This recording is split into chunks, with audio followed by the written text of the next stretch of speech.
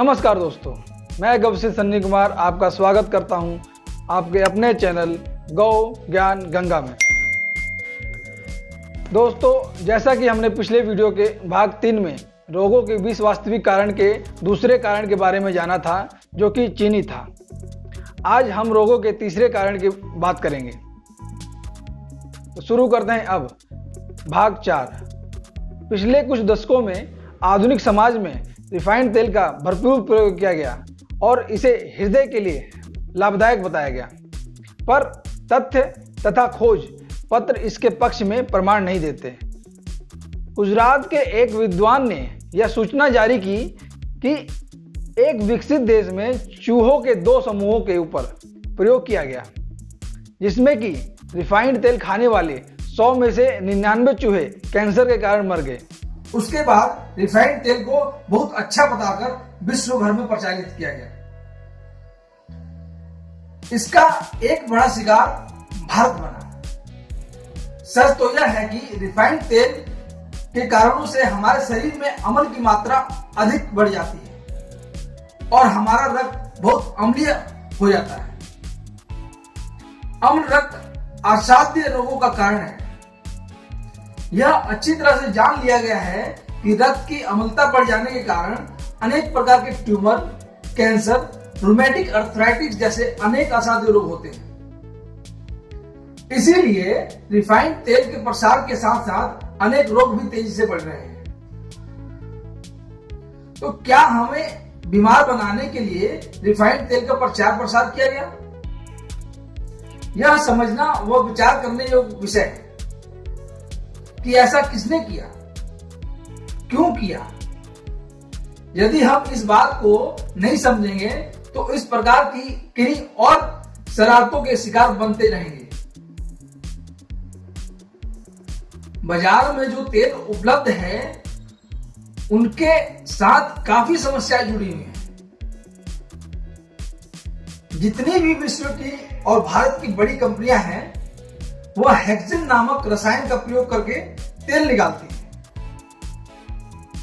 Britain के एक शोध पत्र के अनुसार हेक्सेन को सूंघने मात्र से स्नायु कोष नष्ट हो सकते हैं।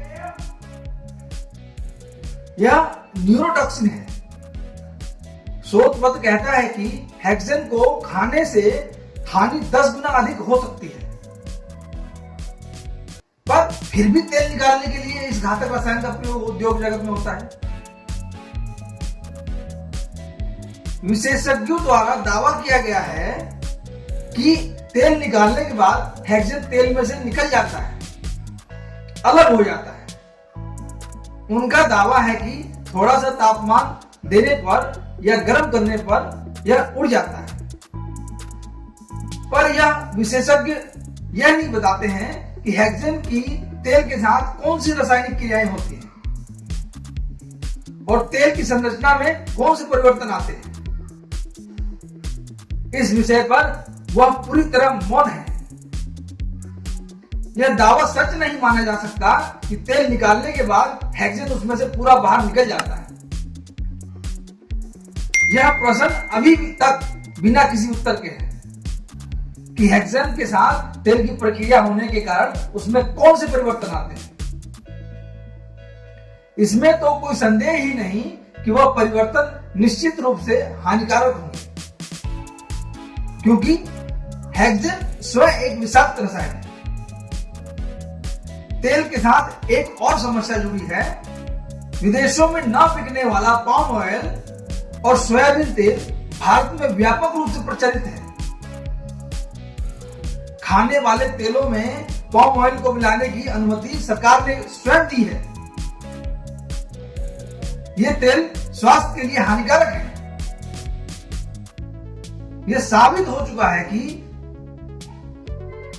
जो हम तेल बाजार से खा रहे हैं वे हेक्सेन द्वारा निकाले गए हैं और उसमें हानिकारक तेल कानूनी रूप से मिलाए जा रहे हैं।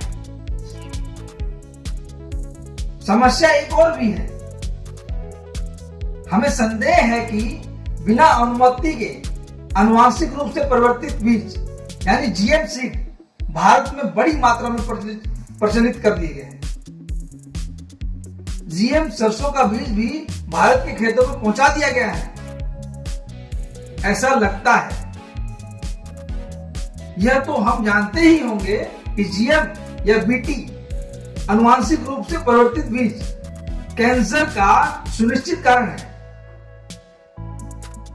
अनेक देशों में इस पर प्रतिबंध है और अनेक देश इस प्रतिबंध लगवाने के लिए संघर्ष कर रहे हैं। इस बीटी सरसों में सरसों की तीखी गंध नहीं होती। तेल की कृत्रिम गंध को जीएम तेल में मिलाया जाता है, पर गर्म करने पर वह उड़ जाती है। इसलिए हमें किसी छोटे उद्योग से तेल खरीदने पड़ेंगे। जैसे नंबर 1, जहां हेक्सेन का प्रयोग ना होता हो। नंबर 2, बीज जीएम ना हो।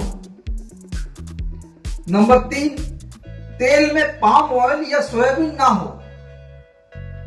नंबर 4, तेल सिंगल या डबल रिफाइंड ना हो। तो दोस्तों, तेल की जांच ऊर्जा विज्ञान तकनीक से करना भी एक अच्छा उपाय है। इससे हम एक सीमा तक सहायता मिलती है। इससे हमें एक सीमा तक सहायता मिलती है। तो दोस्तों, हमें देसी बीजों निकाला हुआ या देसी तकनीक से निकाला हुआ या बिजली के कोयलों से निकाला हुआ तेल अपने आहार में प्रयोग करना चाहिए। तेल, नमक, चीनी के विकल्पों के ऊपर सबको काम करना होगा। बाजार का नियम है कि जिस चीज की मांग पैदा होती है उसका उत्पादन भी होता है। और प्रशंसा की बात यह है कि बड़ी संख्या में देसी बीजों के विषमुक्त खेती करने वाले किसानों की संख्या निरंतर बढ़ती जा रही है, क्योंकि इन वस्तुओं की मांग बाजार में बढ़ रही है। हमें धैर्यपूर्वक अपने अपने स्तर पर यह मिलकर प्रयास करते जाना है।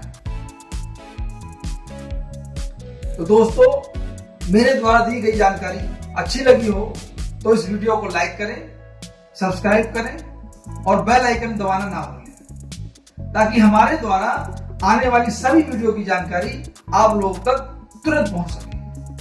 जय हिंद, जय गौ माता।